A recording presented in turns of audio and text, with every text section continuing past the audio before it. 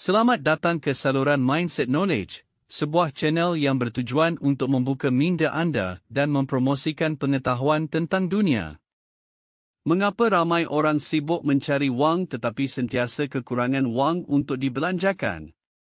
Dalam buku Pengurusan Keuangan Asas, Ayah Kaya, Ayah Miskin, penulis membandingkan orang-orang ini dengan hamster di roda, sentiasa mengulangi siklus mengumpulkan wang, membelanjakan wang, mengumpulkan lebih banyak wang, dan membelanjakan lebih banyak wang, berjalan tetapi tidak pernah keluar dari tempat dan terus mengalami kitaran yang sama.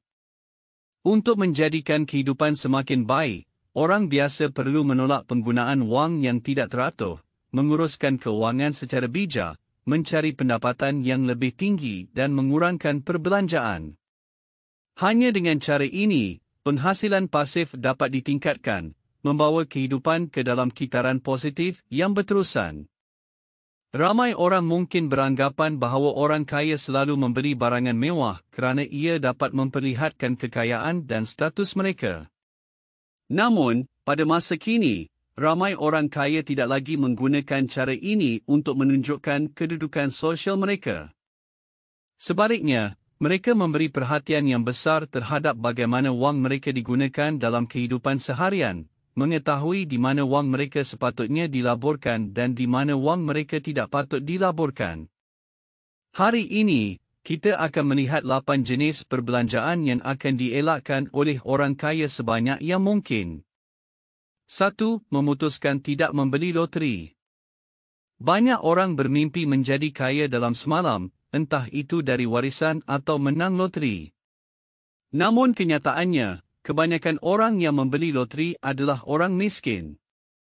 Orang kaya hampir tidak pernah membeli loteri, jadi jangan berharap bahawa loteri bisa membuat anda kaya mendadak.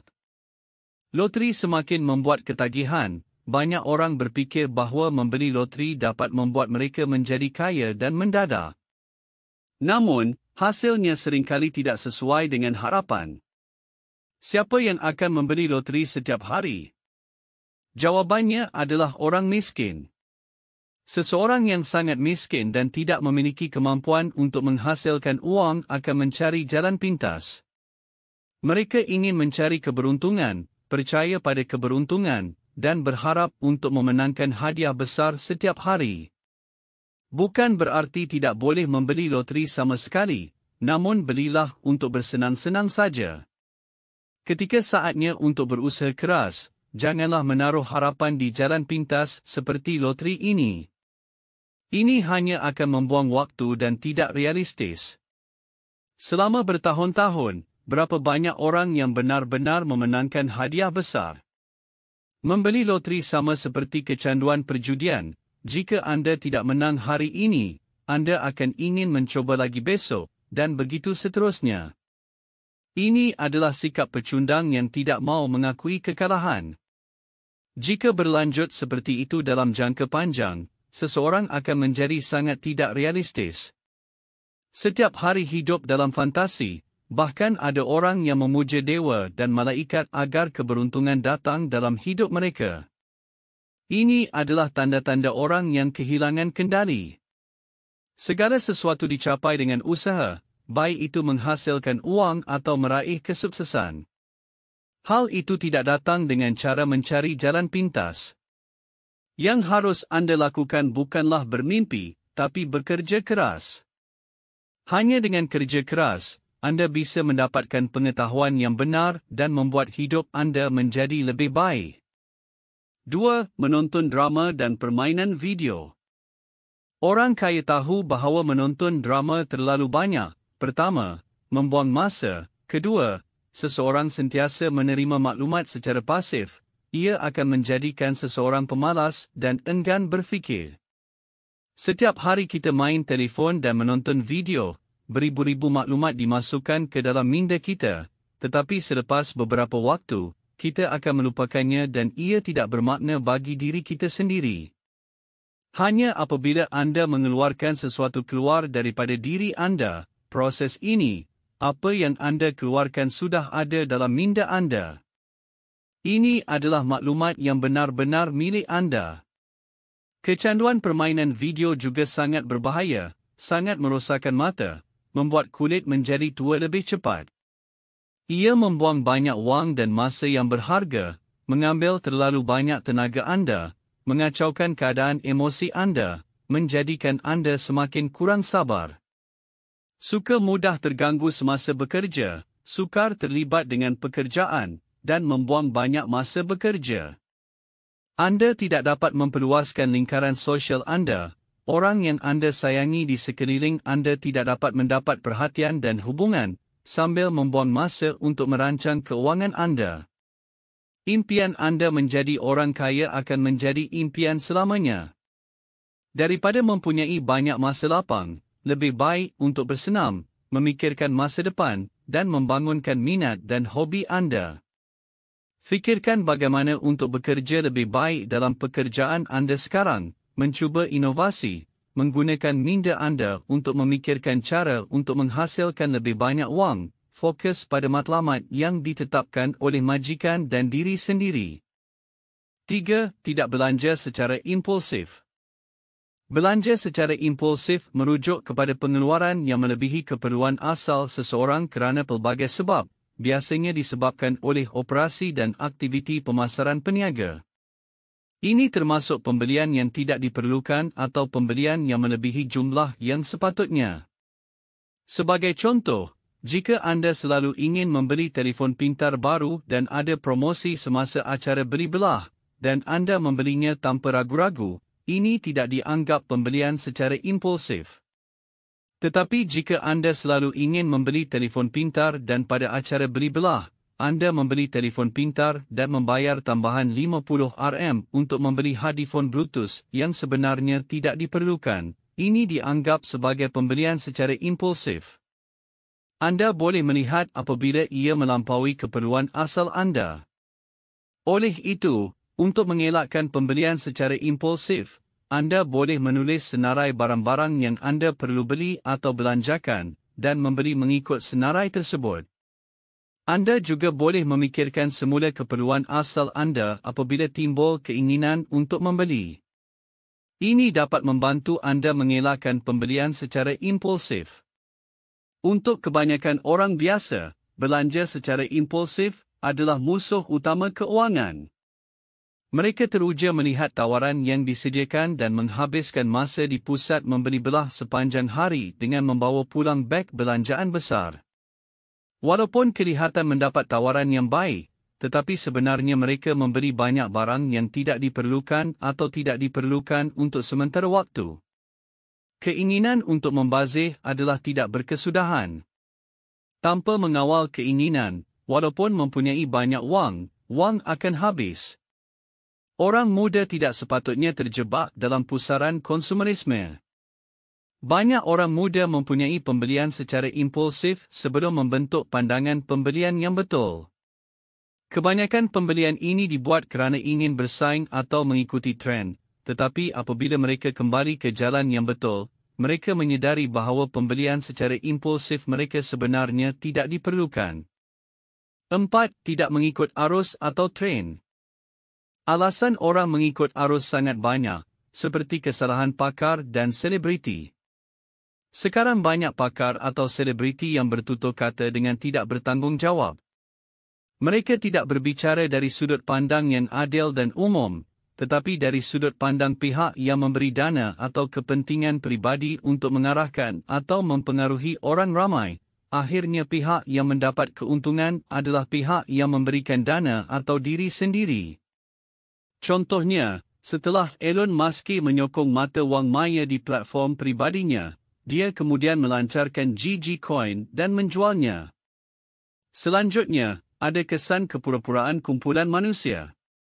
Kita hidup dalam keluarga besar masyarakat ini, secara semula jadi mempunyai sifat sosial. Jika orang lain melakukan sesuatu tetapi kita tidak, maka kita akan kelihatan aneh dan takut diasingkan oleh orang lain. Jadi ketika sekumpulan orang melakukan sesuatu aktiviti, ramai orang tidak akan mengkaji dengan mendalam apa yang sebenarnya dilakukan dalam aktiviti tersebut tetapi akan mengikuti secara buta. Kesan pengikut kumpulan ini boleh dilihat di mana-mana. Contohnya, pengambilan teluh percuma di tepi jalan, pendaftaran kursus dalam kumpulan, dan antri untuk menunggu di mana-mana tempat yang ramai dengan orang. Terakhir, kesan sifat iri hati dan kiasu yang cenderung suka membanding-bandingkan diri dengan orang lain. Berkaitan dengan mengikut arus, jika hasil daripada mengikut arus itu pada pandangan pertama dapat dilihat bahawa ia tidak menguntungkan diri sendiri, maka mengikut arus seperti itu tidak mudah diikuti. Tetapi mengikut arus yang dilihat sebagai mendatangkan kebaikan dan keuntungan mudah diikuti.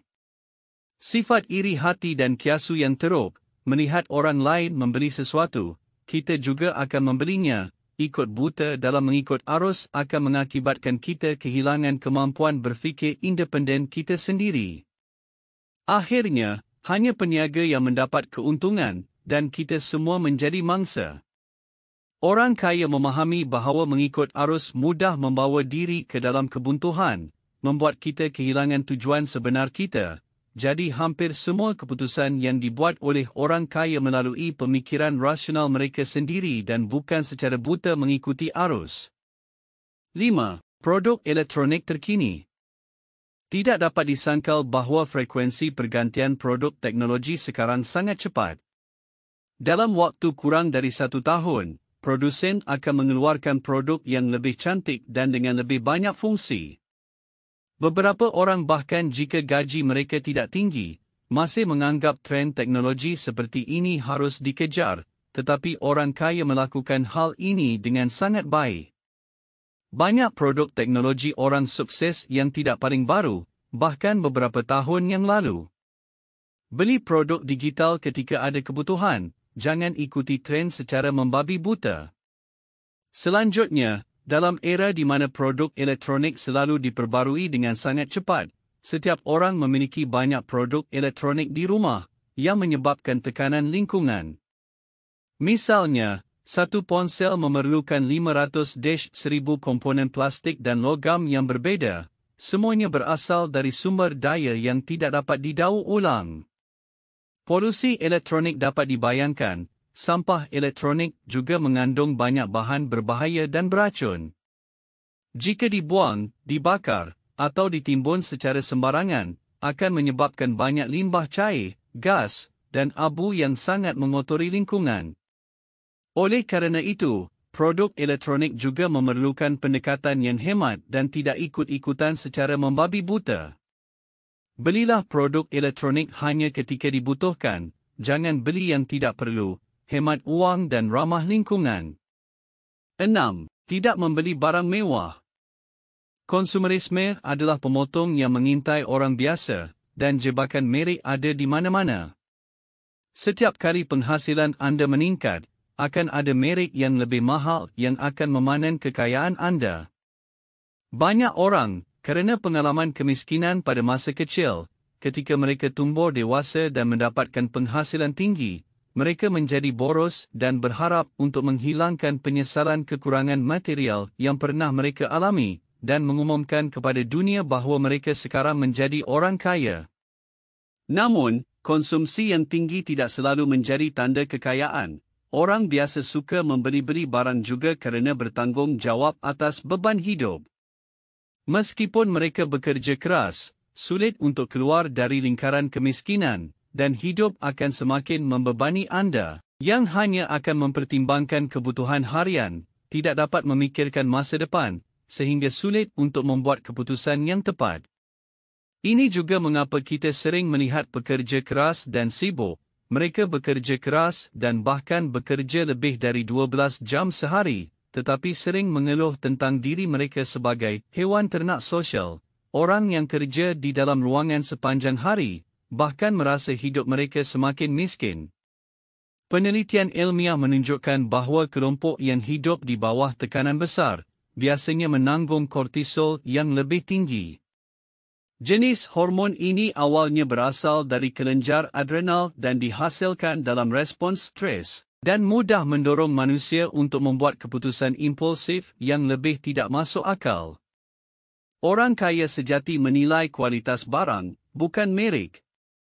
Profesor Psikologi dari Universitas San Francisco, Ryan Howell, melakukan penelitian yang menunjukkan bahawa yang membuat orang lebih bahagia bukanlah membeli suatu barang dengan harga yang mahal.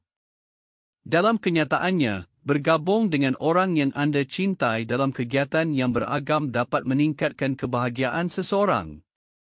50% jutawan Amerika mengatakan bahawa mereka tidak pernah membeli pakaian senilai lebih dari $399 untuk diri mereka sendiri atau orang lain. Rata-rata harga pakaian yang mereka beli adalah $299.50. Ini menunjukkan bahawa kebanyakan orang kaya sebenarnya sangat hemat. 7. Makanan tidak sihat. Makanan tidak sihat biasanya tinggi minyak, garam dan gula, kurang nutrisi dan mudah menyebabkan obesiti, penyakit kardiovaskular dan tidak baik untuk buah pinggang. Banyak orang suka makan makanan tidak sihat kerana rasanya enak dan tidak makan dapat menyebabkan perasaan tidak gembira, tetapi ada banyak keburukan pada makanan tidak sihat. Pertama, ia mempunyai kalori yang tinggi. Kandungan karbohidrat sangat tinggi. Kandungan lemak sangat tinggi dan kandungan protein sangat rendah, jadi nutrien makanan tidak sihat tidak lengkap. Kedua, ada yang digoreng dengan suhu tinggi dan ada yang diawetkan. Beberapa bahan pengawet nitrat atau makanan yang digoreng dengan minyak panas tinggi adalah karsinogenik. Makan secara tidak kerap tidak begitu berhubungannya.